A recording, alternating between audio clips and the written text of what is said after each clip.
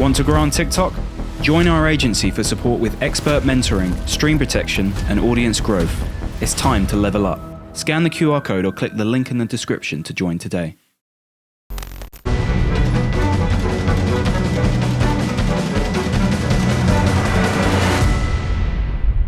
Amir Khan here for Seconds Out with the realist in the room, Vidal Riley, ahead of his fight this next weekend in Liverpool. Looking forward to it, Vidal. First of all, how are you doing? I'm good, man. I'm good. I'm ready to fight. Yeah, man. Just ready to fight, man. Just ready to show some skill, man. That's it. I'm ready. That's what I'm ready to do. You're known for your straight shooting, real takes. What's been your take on your year, though? I was on a Twitter space, actually, and I got asked, like, what do you know about Vidal Riley? When is he going to be next out? I said to him, I don't actually know, to be fair. He's had the injury coming back from it. Has it been a year where you maybe wanted a bit more in terms of in-ring action? I mean, I didn't have a choice. You know what I mean? I broke 3 ribs, so as much in-ring action as I wanted, it weren't going to happen. We had to recover. You know, we had to give the board what the board want, so they know that I'm fit to fight again. And once all that was cleared, the date was put together with Ben, December 14th, and I'm grateful to be out before the end of the year. Because, yeah, I fought in March 31st. Didn't have the opportunity to fight all year. I didn't want it to get into 2025 without having a fight. So, yeah, I just need to... I'm grateful for it, and I'm just going to put on a performance to show my gratitude. Fair enough. Well answered. Your opponent then, Steve Ntere, I believe is the name. Have you watched much tape on him? What do you think of him? Yeah, I've seen a few videos of him. Like, he's coming to fight, isn't it? He's coming to fight. Like, he's coming to fight. He's not a journeyman. Do you know what I mean? He's got a good record. He's lost to good people. So I'm just another good person he's gonna have to lose to. But enough respect for him. And yeah, we've been working. I have no fear. I have nothing to worry about. Like, we've been working. So once I got the name, I was just like, cool. Then you get it. Then like, that's it. Keep it moving. I think I've mentioned this in the past 3 interviews I've done with you, but I'm going to mention it again. Collision course, you're on the undercard, but when are you going to be the main course, the main event? Because the reputation's there, the status is there, the following is there. It seems like you're in place now, climbing up the ladder, that you should be a main event in a show maybe in the next year. Hopefully 2025, innit? Hopefully 2025. Like, those things will happen when they're supposed to happen. Those things happen when the fights get more juicy.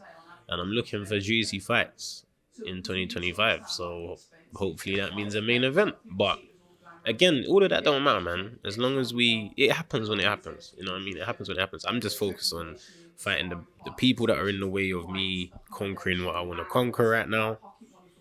And all that stuff will materialize. Would you say that right now there's none more fight juicy? Of course, outside of the world title scene, but for you, Isaac Chamberlain is that fight that you're targeting? Yeah, I mean, that's the fight that the people, the best fight for the people. The purists really want me and Chev.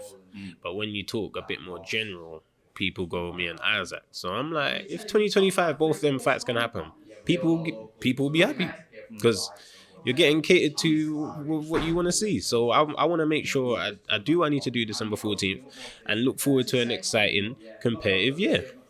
Of those 2 rivals, which do you view as the tougher fight? I'll go Isaac. I'm not going to elaborate. Just saying Isaac. Just from the outside looking in, a traditional type of fight, tough fight. He takes one, he'll give as much as he can back. Am I on the right lines as to why maybe that's the decision you picked for? He's got solid traits, you know what I mean? We've seen Isaac fight, you know, but yeah. You said what you said. Fair enough. Just on the cruiserweight scene, Crispin and Smith recently fought Zurdo Ramirez. It was a losing effort for him. It was billed as a 50-50 fight, but for Zurdo, you made sure that it wasn't. Just your thoughts and reflections on CBS's spirited but losing effort. Billum always going to have spirit. You can't take that man's spirit away.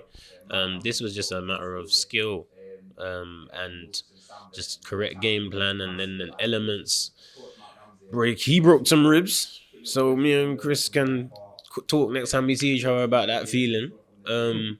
Knuckle, cut, elements. Do you know what I mean? He was already at a losing point through the skill.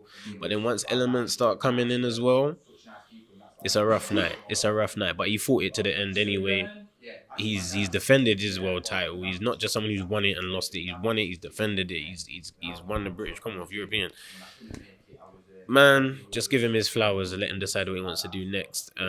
But he should be a world title eliminator for him or another world title shot. That's what Chris deserves. Hopefully he gets what he deserves. Do you believe that will be a fight that you'll have before, obviously much further down the line, but at the end of your career, you'll have a fight with CBS? I don't think so.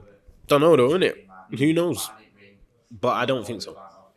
Just based on how it looks right now, I don't think so. Upper tie versus Ramirez then, who do you fancy in that one? I'll go upper tie. But it's not like we're talking about elite boxing, so it's not a foregone conclusion. Do you know what I mean? But I'll go with upper tie just based on the explosiveness, just based on the speed. Just want to get your quick thoughts on. I was in Qatar, and my colleague Jonathan Agyoff mentioned as well. It's a real good win for Leon Wills and Gib there against Slim. KSI in the background was baying for Slim to get the victory there, but Gib was able to, I guess, come through that one. What do you think of Gib's performance and the victory for Leon as well? I think every time Gib boxes, he shows that he watches boxing and he tries to use boxing.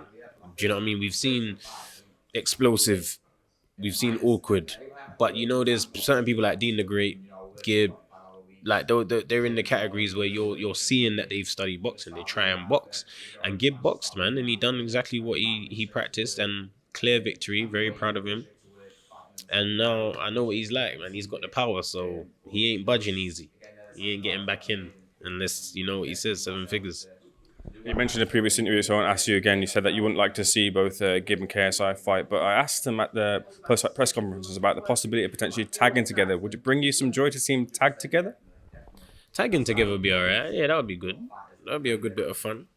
See the OGs tag each other in the ring and that. Nice. But against each other, never. What do you think of King Kenny's loss to Salt Happy? Shock. In that manner. I'm not surprised he lost, but in that manner, wasn't expecting that. But Kenny got to his feet. People won't give him the credit for that because most people ain't been banged in their face before. But if you've been banged in your face and rocked and you made it to his feet, he showed great heart. He just got caught, man. It's the game. Made a mistake, got caught, but showed great heart to get back to his feet. In amongst the reporters, we were sort of banding about who might be the potential opponent for KSI, and we were sort of thinking about maybe Amir Khan, maybe Nate Diaz, maybe another one. But is there someone that you have in mind you think would be a good matchup for KSI? I don't, you know. I don't speculate it. I just wait for the announcement and go, oh, okay, cool, like, that's good, or don't rate that. But I don't speculate what would be a good opponent for him anymore. That's not my job anymore, like I used to. But now it's kind of like, I'm just going to see what happens. What would you think about if it was Amir? I don't know, man. I don't know. If you can land on him, then cool. But Amir Khan in and out, if he's still got it, which I think he's still gonna have that. I don't know, man. It's long. All these fights are long. You know what I mean? Because you're going into a realm now of fighting people who used to be professionals. That's why the crossover game's a bit weird now, isn't it? Because when it was just creator versus creator, you know what I mean? But then now you guys are wanting to fight former world champions, and that, like, it's hard for me to say you're gonna bang man up, bro, because he's been a world champion, bro. Do you know what I mean? So to me, it's mad. I rate it, but it's just like, I'm just supporting you lot because you're my homies. But it's a bit crazy right now. Would it be fair to say that if he did fight Amir and he got the victory, it would be well and above the best victory for any influence boxing that scene over any other person? 100%. How can you? Come on. It's undisputable. Vidal, leave it there. I'm looking forward to seeing you in Liverpool. Have you fought in Liverpool before? I haven't. Not as a professional. Many times on the road as an amateur, but never as a pro. So get me Merseyside. Let's see who I've won. Vidal, RILIST Room. Thanks for being Seconds Out, sir. Good man.